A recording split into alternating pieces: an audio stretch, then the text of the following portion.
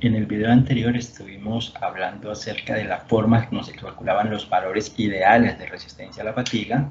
Sin embargo, cuando uno está realizando el diseño de un elemento mecánico, debe tener en consideración son los valores reales del límite de resistencia a la fatiga. En su debido momento yo les expliqué la diferencia entre esos dos términos y en este momento se las recalco. Los valores ideales son los que se obtienen a partir de los ensayos, donde la probeta tiene unas características muy particulares definidas por las normas, pero cuando se modifican algunas de estas características, pues la vida se va a ver afectada y por consiguiente es necesario encontrar ese valor real. La forma de hacerlo es determinando unos factores que modifican ese límite de resistencia a la fatiga.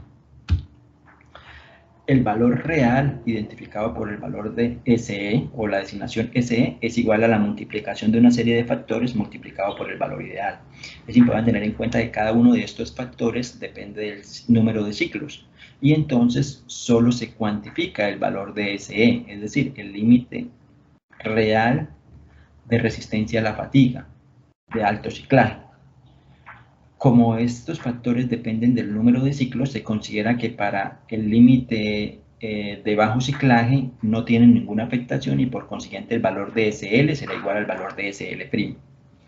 ¿Cuáles son estos factores que debemos tener en consideración? K sub F es el factor de acabado superficial, K sub S es un factor de tamaño, K sub R es un factor de confiabilidad, K sub T es un factor de temperatura, K sub M son unos factores diversos y SE' es el límite ideal de resistencia a la fatiga.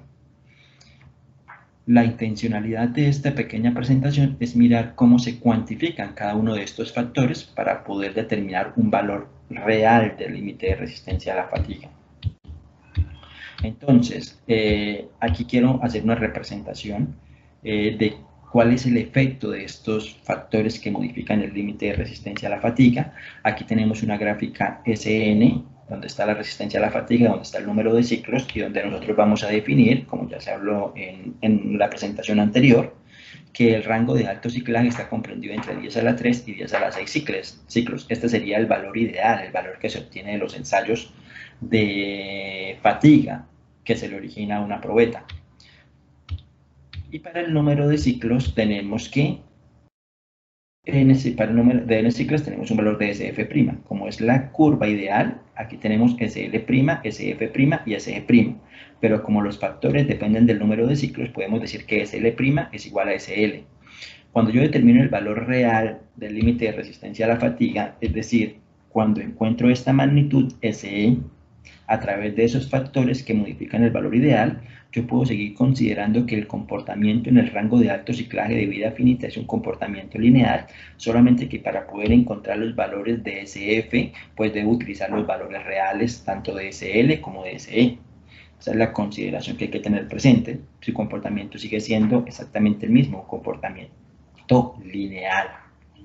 Bueno, entonces, primero empezamos determinando el factor de acabado superficial. Para eso existen como 3 metodologías que son las más utilizadas, dependiendo de la información que se tenga disponible.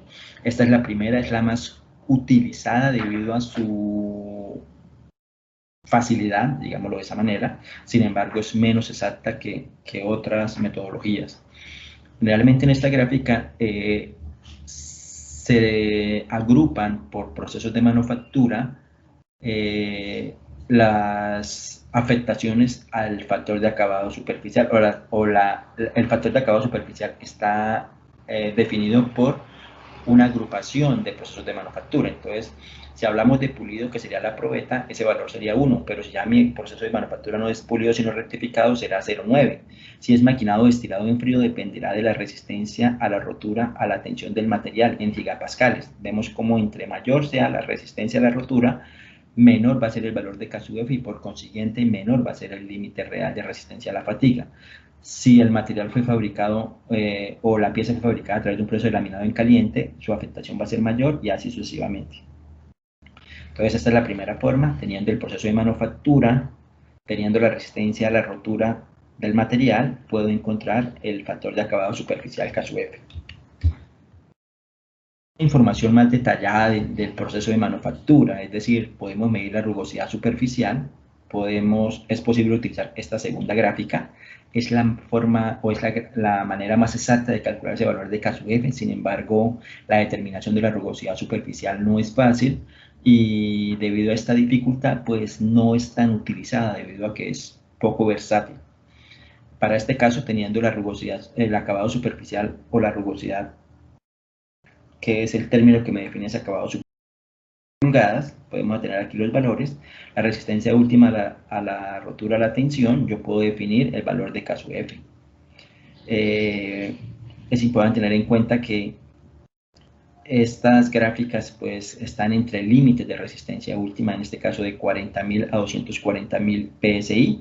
Esta gráfica solo se encuentra en unidades o en sistema internacional, mientras que la anterior está en pascales en el sistema internacional o en el sistema inglés, en PSI, y valores de resistencia última comprendido entre 400 y 1600 megapascales. Y la tercera opción para calcular el valor de K sub f es a partir de esta ecuación. K sub f es igual a A por la resistencia última elevado a la B. Esta es la última alternativa que se le recomienda al diseñador utilizar cuando no puede sacar de las dos gráficas anteriores el valor de K sub f. Aquí tenemos los diferentes procesos de manufactura. Aquí encontramos los valores del factor de A, este para megapascales y este para KSI. Y aquí tenemos los valores de los exponentes. Simplemente reemplazar en la ecuación. Es importante tener en cuenta que las tres alternativas para calcular K sub f me van a arrojar valores diferentes. Por eso no se recomienda que la persona calcule por las tres metodologías. Si tiene la rugosidad superficial, obligatoriamente debe utilizar la metodología 2 porque es la información que tiene disponible. Si solamente sabe el proceso de manufactura y no puede determinar la rugosidad superficial, pues va a la figura 1. Si no tiene ninguna de esa información, sino que solamente sabe un proceso de manufactura que no está en la figura 1, o de pronto la resistencia última del material no está en el rango de la gráfica que se viene trabajando, pues vengo a la utilización de esta ecuación matemática. Por las tres alternativas voy a tener valores cercanos, pero diferentes. Entonces, por eso no se recomienda cuantificarlas por las tres metodologías, acomodarse o utilizar la que se ajuste a los requerimientos o a las características que yo voy a tener de ese proceso que voy a utilizar. Se dan cuenta que los valores de K sub f siempre son menores a 1, miremoslo acá, comprendido entre 0 y 1, y aquí también comprendido entre 0 y 1, porque el acabado superficial me afecta negativamente la resistencia al ideal, es decir, la va a disminuir.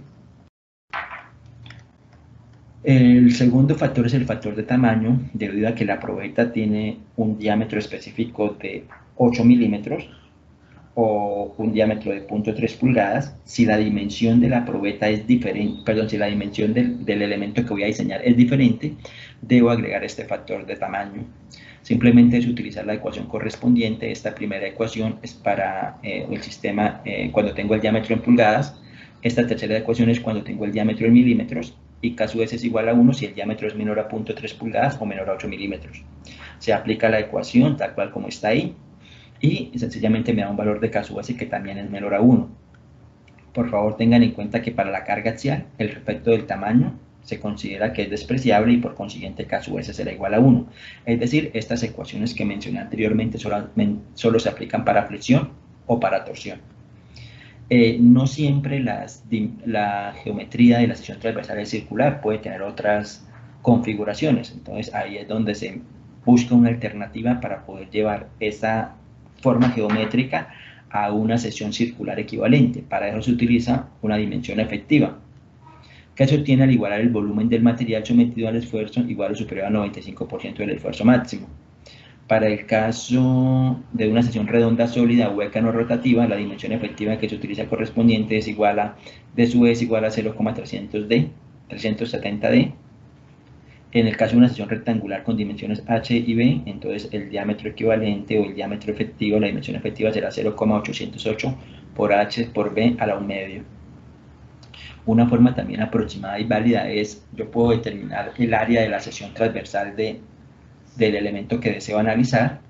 Esa área la igualo a la ecuación de un círculo, pi por pi cuartos de diámetro al cuadrado, y de ahí puedo despejar un diámetro equivalente, que sería el que podría utilizar en estas ecuaciones para encontrar el valor de K sub s. Ese es un valor, una aproximación válida, generalmente cuando la forma geométrica pues no es una sección rectangular o cuando no es una sección hueca, no rotativa. Entonces, para esas condiciones, esa aproximación también es válida. El factor de confiabilidad, ese factor de confiabilidad pues lo que busca es determinar cuál es la probabilidad de sobrevivencia de la probeta. En el caso de los ensayos de fatiga, se parte de una probabilidad de sobrevivencia del 50%, se considera una confiabilidad de esa misma magnitud. Sin embargo, para un diseño real, esa probabilidad de sobrevivencia es muy baja. O sea, diseñar una pieza que tenga el 50% de probabilidades de que falle o no, realmente no es concebible. Este factor de confiabilidad simplemente consiste en determinar la confiabilidad que se desea tener y definir el factor de confiabilidad a partir de esta tabla estadística. Generalmente para los diseños mecánicos esa confiabilidad se recomienda que esté entre el 90 y el 95%, que serían como el término que me da una mayor probabilidad de sobrevivencia a un menor costo, es decir, a una menor reducción del valor ideal de resistencia a la fatiga. El factor de temperatura, pues lo que busca es determinar cómo afecta la temperatura ese límite ideal de resistencia a la fatiga. Se aplica esta ecuación donde T es la temperatura y sencillamente es válida para una temperatura comprendida entre 20 y 600 grados Celsius. Para esta consideración es posible tener valores de K sub T mayores a 1, generalmente en las primeras etapas de calentamiento de un material como lo es el acero, pues él va a sufrir un endurecimiento y eso me va a originar un ligero incremento en la capacidad para soportar fatiga. Sin embargo, después de un determinado valor de temperatura, se empieza a decrecer significativamente ese valor de K sub T, llegando a tener valores bastante bajos. Entonces, para el caso del factor de temperatura, lo único que voy a hacer es utilizar esta ecuación, reemplazar la temperatura a la cual va a estar siendo utilizado el elemento que estoy diseñando y encontrar el valor de K sub T. Con respecto a los factores diversos, simplemente este me indica que pueden existir otros factores que afecten ese límite de resistencia a la fatiga. Caso específico puede ser, por ejemplo, que la corrosión, los esfuerzos residuales, las pinturas, golpes externos, etcétera, etcétera, etcétera. Entonces, generalmente uno encuentra en la literatura los factores que ya mencionamos, factor de acabado superficial, factor de tamaño, factor de confiabilidad, factor de temperatura, pero existe otra serie de factores que de pronto no son tan aplicables a todos los campos y por eso se especifica este factor para que el diseñador tenga en cuenta que pueden existir otros valores que afecten la condición de resistencia ideal y para el caso específico que esté abordando es necesario que busque las herramientas para poder cuantificar esos otros factores diversos que pueden modificar el límite ideal de resistencia a la fatiga. Como les dije anteriormente, pues a través de la aplicación de esos factores yo puedo calcular el valor de S sub E. Sin embargo, si necesito conocer el valor de S sub F, pues tenemos el mismo comportamiento de una línea recta. La única diferencia está en que para este caso, pues al calcular la pendiente y el punto de intersección, utilizo los valores reales, como está representado aquí, ya no tienen apóstrofes, ¿cierto? Mira, aquí lo podemos visualizar. Entonces yo calculo la pendiente de la intersección con valores reales y a partir de las ecuaciones que ya vimos con anterioridad en el video precedente, podemos encontrar el valor real de S sub F o el valor real del límite de resistencia a la fatiga para un número de ciclos específicos. No se les olvide que eso siempre esa medida siempre debe estar comprendida entre 10 a la 3 y 10 a la 6 ciclos, es decir, entre 1000 y 1.000.000 de ciclos. Señores, este apóstrofe del número de ciclos no me indica ideal o real, o sea, la condición ideal y real es de esfuerzos. En el sub T' es la forma como se representa el número de ciclos y me está indicando una condición de vida, pero no me habla ni de idealidad ni de realidad, como si lo hacen los valores del límite de resistencia a la fatiga, SE', SL', SF', valores ideales, SE, SL y SF, valores reales. Entonces vamos a analizar rápidamente un problema de esfuerzos completamente alternantes. Tenemos un elemento sometido a una condición parecida a una viga rotativa de Moore. Sin embargo, podemos observar que ya tiene una temperatura de 45 grados Celsius. Se espera que la confiabilidad de esta probeta sea del 90%, no del 50%. vamos a aplicar los mismos 200 newton, ¿sí? Y me están pidiendo que determine el tiempo de duración esperado en el ensayo. El diámetro continúa siendo 8 milímetros, es decir, solamente se modificó la confiabilidad o la probabilidad de sobrevivencia, la temperatura. El motor gira a 600 revoluciones por minuto, igual. Tenemos una condición que se espera que esté en el rango de alto ciclaje de vida finita. Esta es la ecuación de diseño. El esfuerzo alternante se calcula de la misma manera, el momento por C sobre I. Hacemos la estática, encontramos las reacciones, diagrama de cortantes, diagrama de momentos, encontramos el esfuerzo alternante, que es 238,7 megapascales, tal cual como lo hicimos en el problema anterior. La intencionalidad de este problema es mirar el efecto de cambiar esas dos condiciones con respecto al tiempo de vida o el tiempo de duración de ese ensayo. Por consiguiente, SF vale 238,7 megapascales. Entonces tenemos el valor ideal de S sub L, 405 megapascales, y ahora debo calcular un valor real de S sub N. Entonces calculo primero el valor de K sub F. Me dicen que el proceso de manufactura es maquinado y que la resistencia última del material es 450 megapascales. 450 megapascales, el proceso de maquinado me da un factor de confiabilidad de 0.81, obtenido de la gráfica 1, porque tengo el proceso de manufactura y la resistencia última del material. K sub S es igual a 1. ¿Por qué? Porque el diámetro del elemento que voy a ensayar sigue siendo de 8 milímetros. Entonces está en ese rango y su valor de K sub S es igual a 1. El factor de confiabilidad que se desea es del 90%, es decir, pasamos del 50 al 90. Por consiguiente, el factor de confiabilidad es de 0.897. Y aplicamos la ecuación para determinar el factor de temperatura, que me da, reemplazando en este valor de T por 45 grados Celsius, 45 era, perdón, corroboro, 45 grados Celsius, como me lo da aquí el enunciado, encontramos que el valor que se obtiene es de 1.00846. Vemos que para esta temperatura K sub T es mayor a 1, es decir, me afecta positivamente el límite ideal de resistencia a la fatiga. Entonces, ya teniendo todos los valores, no se les olvide que S sub L' es igual a S sub L, porque los factores dependen del número de ciclos. Para el caso específico de 1000 ciclos, pues no tiene ninguna afectación, por consiguiente el valor ideal es igual al valor real, pero para S sub E sí lo afecta. Entonces tenemos el de acabado superficial 0.81, tamaño 1, confiabilidad 0.897, temperatura 1.00846 y el ideal, que es el 50% de la resistencia última. Eso me da un valor de S sub E de 164.86 megapascales. Para este caso, pues S sub F está entre estos dos valores y por consiguiente estoy en el rango de alto ciclaje de vida finita.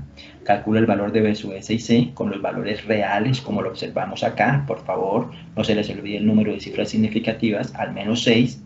Calculo el número de ciclos que puede soportar el elemento, reemplazando los valores de la pendiente y la intersección, y el valor de S sub F, eso me da 58.163 ciclos. Y el tiempo, resulta dividir el número de ciclos entre las revoluciones, que serían 600, es decir, el tiempo ahora es de 96,94 minutos, es decir, 1.616 horas. En el video anterior hicimos el mismo análisis considerando una temperatura ambiente y considerando un factor de confiabilidad del 50%, es decir, una probabilidad de sobrevivencia del 50%, un factor de confiabilidad de 1, y me daba alrededor de 13 horas. Vemos cómo afecta drásticamente la vida. Por consiguiente, como respuesta a este problema, el tiempo de duración de ese ensayo para ese elemento, que ya no cumple con dos características de lo recomendado por la norma para ensayos de fatiga, es de 1.616 horas. Miremos ahora los efectos de los concentradores de esfuerzos. Los concentradores de esfuerzos, como se habló en su debido momento, afectan tanto los esfuerzos estáticos como los esfuerzos cíclicos. En este caso, pues, para el caso de esfuerzos cíclicos, es la letra que se utiliza para representar este fenómeno, es el valor de K mayúscula sub F. El factor o el significado del concentrador de esfuerzos es exactamente el mismo, es una irregularidad geométrica, y el factor de concentración también me implica el incremento del esfuerzo originado por esa irregularidad geométrica. Es importante tener en cuenta que este K sub F depende de K sub C, es decir, el factor de concentración de esfuerzos para fatiga depende del factor de concentración de esfuerzos para esfuerzos estáticos, el cual se vio en el capítulo número 2 de este curso. Y depende de otro valor o de otra variable, que es el valor de K sub N, que se conoce como sensibilidad a la muesca. y que depende del material, del tipo de carga que se le está aplicando y del radio de la discontinuidad. Esta es la ecuación que me define el factor de sensibilidad a la muesca. K sub n es igual a K sub f menos 1 sobre K sub c menos 1, y de aquí puedo despejar K sub f. Este valor de K sub f es el factor de concentración de esfuerzos para la vida infinita de un elemento. Vamos a mirar más adelante que si estoy en el rango de alto ciclaje de vida finita, este factor de concentración se va a ver modificado, pero depende de K sub f. Entonces K sub f es igual a 1 más K sub c menos 1 por Q sub n. Ya sabemos que K sub c es el factor de concentración de esfuerzos para condiciones estáticas, Q sub n es el factor de sensibilidad a la muesca, y aquí puedo despejar K sub f. ¿De dónde se obtiene K sub c? Pues de las tablas o de las figuras de concentradores de esfuerzos para carga estática, que ya las vimos en un video anterior, y Q sub n el valor de sensibilidad a la muesca. Ese valor de Q sub n se puede obtener o de una gráfica o de una ecuación. Esta es la ecuación matemática, donde Q sub n es igual a 1 sobre 1 más la raíz de A, siendo A una constante que depende del material, y a la raíz de R, que es la raíz del radio de la muesca. Esa raíz de A es la constante de Neuer. Aquí podemos encontrar valores para el caso de acero de esa constante de Neuer, raíz de A, dependiendo de la resistencia última del material, tanto para el sistema inglés como para el sistema internacional. Y aquí podemos obtener el valor de la raíz de A, tanto para carga axial y flexión en pulgadas 100 milímetros, y para torsión. Vemos que depende del tipo de carga. Lo mismo pasa para aluminios. Igual tenemos las resistencias últimas y tenemos los valores de la raíz de A. Es diferente para axial, flexión y torsión para materiales recocidos que para materiales endurecidos, para aluminios recocidos que para aluminios endurecidos. Y de ahí obtengo el valor de ese Q sub n. Sin embargo, pues yo puedo utilizar esta gráfica que me indica la forma también de calcular ese valor de Q sub n, que es se representa la coordenada vertical. ¿Cómo se hace? Conozco el radio de la discontinuidad, ¿listo? Conociendo el tipo de material, aquí estamos la resistencia última, tanto en megapascales como en KSI, en las unidades que tengamos. Estos valores se utilizan si tenemos esfuerzos normales, es decir, esfuerzos originados por la carga axial o por la flexión, y utilizamos estos valores si son esfuerzos originados por la torsión.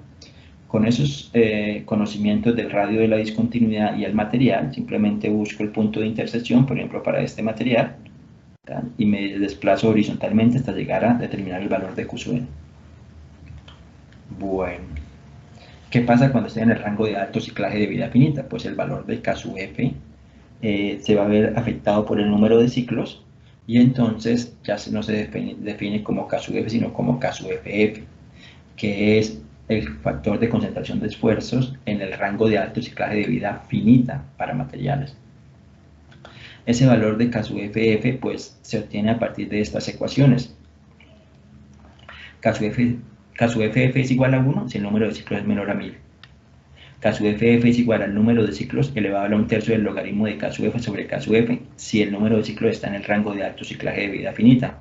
Y K sub ff es igual a f si está en el rango de alto ciclaje de vida infinita. Para materiales frágiles, K sub ff siempre será igual a K sub f para todo el número de ciclos. Entonces, aplicar simplemente esta ecuación dependiendo en qué rango estemos para calcular ese límite o ese factor de concentración, dependiendo de si estoy en el bajo ciclaje, alto ciclaje de vida finita o alto ciclaje de vida infinita. Y desarrollamos rápidamente un problema donde se presenta un concentrador de esfuerzos. Aquí tenemos el enunciado del problema, se le está aplicando un momento m completamente alternante, se pide que se cuantifique ese valor del momento. Tenemos las dimensiones del elemento, tanto de los diámetros como el radio de la discontinuidad, que en este caso es un filete. Será fabricada a 0 a 3140 recocido y se espera que el tiempo de vida sea de 650.000 ciclos. Entonces tenemos un problema de esfuerzo completamente alternante. Podemos calcular SL, que es igual a SL', podemos calcular SE, encontrando todos los factores que modifican el límite de resistencia a la fatiga, K sub f 0,9, K sub s 0,85, confiabilidad del 90%, 0,897, K sub t 0,961. Reemplazo los valores y encuentro que S sub e vale 215,97 megapascales. Encuentro B sub S y C, es una condición real, por consiguiente B sub S y C se calculan con valores reales, no se les olvide el número de cifras significativas. Encuentro el valor de S sub F, que me da 229,93 megapascales.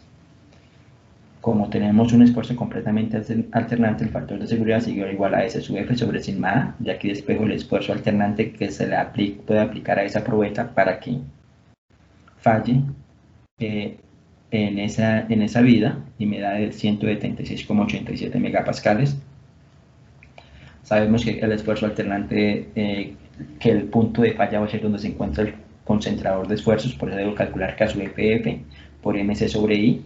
Entonces yo conozco las características geométricas de los diámetros y el radio de la muesca, encuentro K sub C, encuentro Q sub N y por consiguiente encuentro K sub F. Conociendo K sub F puedo encontrar K sub FF, me da 1.325, aplicando la ecuación porque estoy en el rango de alto ciclaje de vida finita, y utilizando la ecuación de S sub F es igual a K sub, o el esfuerzo alternante es igual a K sub FF por MC sobre I. Ya tengo K sub FF y despejo el momento. El momento máximo que se le puede aplicar a ese elemento mecánico es de 35,96 Nm. Y esa sería la respuesta al problema que me está planteando.